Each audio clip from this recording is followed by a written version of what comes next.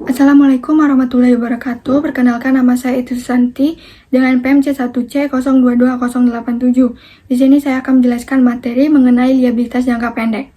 Oke, langsung saja kita ke penjelasan materinya.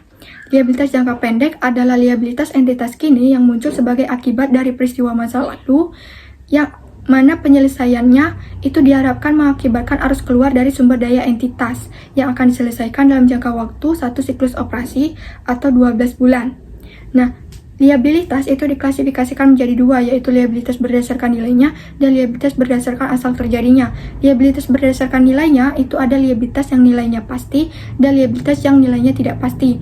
Liabilitas yang nilainya pasti artinya jumlah liabilitas yang harus dibayarkan kepada pihak lain itu jumlahnya pasti berapa. Sedangkan liabilitas yang nilainya tidak pasti itu adalah jumlah liabilitas yang harus dibayarkan kepada pihak lain yang jumlahnya itu tidak pasti berapa, sehingga jumlahnya itu akan diestimasi oleh entitas berdasarkan informasi yang tersedia. Kemudian mengenai liabilitas berdasarkan asal terjadinya, itu ada liabilitas sebagai konsekuensi kegiatan operasi dan liabilitas berdasarkan kontrak formal.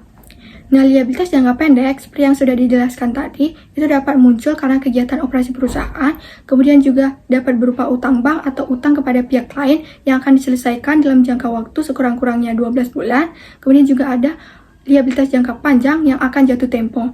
Nah, untuk liabilitas jangka pendek yang muncul karena kegiatan operasi perusahaan, itu contohnya adalah utang dagang dan beban yang masih harus dibayar.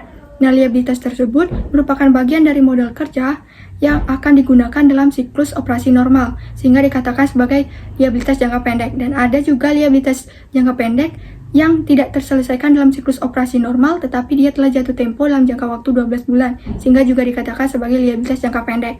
Nah, untuk utang bank dan utang kepada pihak lain yang akan diselesaikan dalam jangka waktu 12 bulan, itu biasanya terdapat bunga, dan bunga itu yang telah terjadi dan belum dibayarkan juga akan diakui sebagai liabilitas.